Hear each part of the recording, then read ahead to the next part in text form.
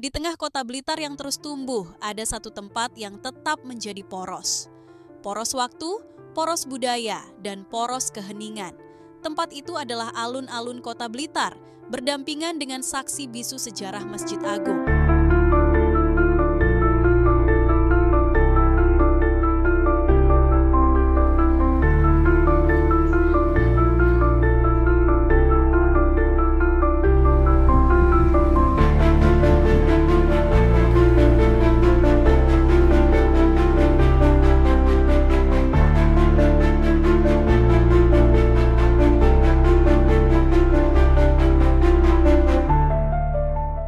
Kisah alun-alun dimulai jauh sebelum lokasinya yang sekarang. Awalnya, pusat pemerintahan Blitar, termasuk alun-alun, berada di dekat Sungai Pakunden. Namun, takdir berkata lain.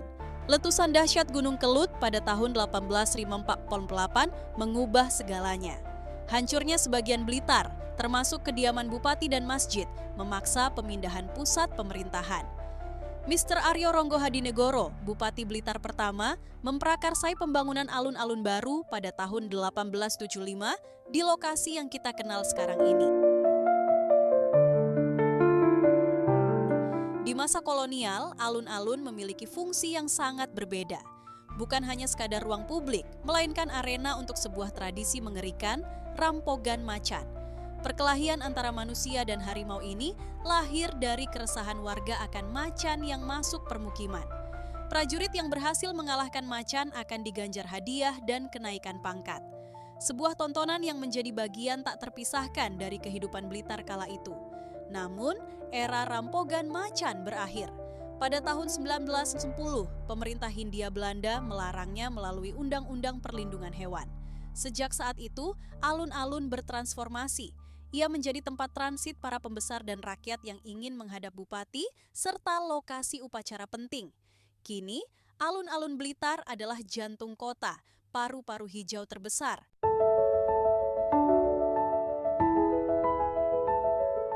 Ruang terbuka ini bukan lagi arena pertarungan, melainkan pusat interaksi sosial, olahraga, dan rekreasi.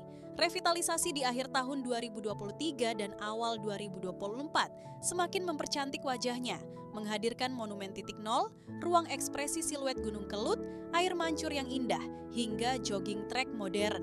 Alun-alun Blitar telah berevolusi menjadi ikon kota yang ramah dan dinamis.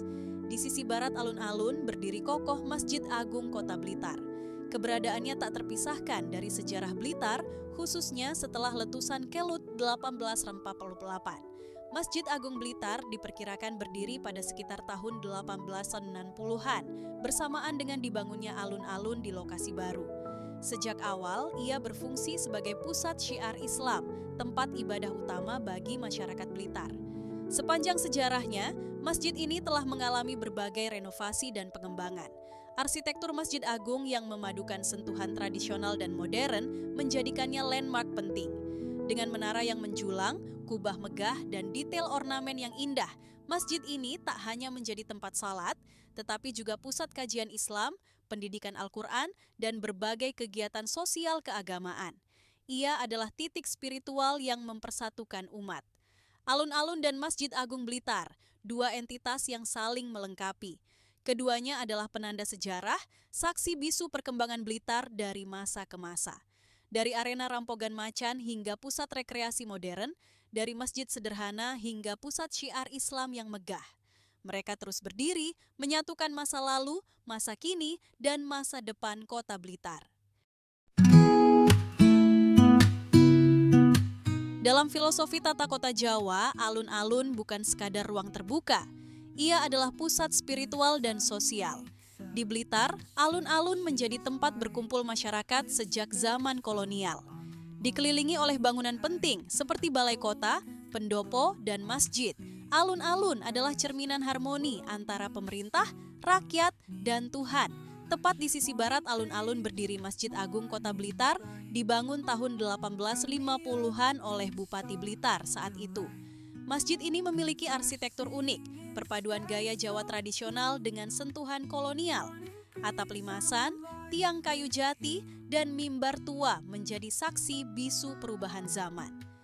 Tidak banyak yang tahu, Masjid ini dulu juga menjadi pusat pendidikan dan tempat bertukar kabar para pejuang di masa penjajahan. Kini, alun-alun menjadi ruang publik yang hidup. Dari pagi hingga malam, warga datang untuk berolahraga, bermain, beribadah, bahkan sekadar melepas penat. Suara azan dari Masjid Agung menjadi panggilan spiritual di tengah keramaian kota. Tradisi lama dan modernitas bertemu di satu tempat. Alun-alun dan Masjid Agung bukan hanya tempat, tapi juga jejak. Jejak waktu, jejak warisan, dan jejak jiwa masyarakat Blitar. Disinilah kita belajar bahwa kota bukan hanya dibangun oleh bangunan, tapi oleh cerita-cerita yang hidup di antara langkah kaki. Ikuti terus jejak Blitar untuk menemukan kisah lainnya. Masih banyak cerita-cerita seputar Blitar. Like, komen, dan subscribe untuk ikut menelusuri sejarah kota tercinta.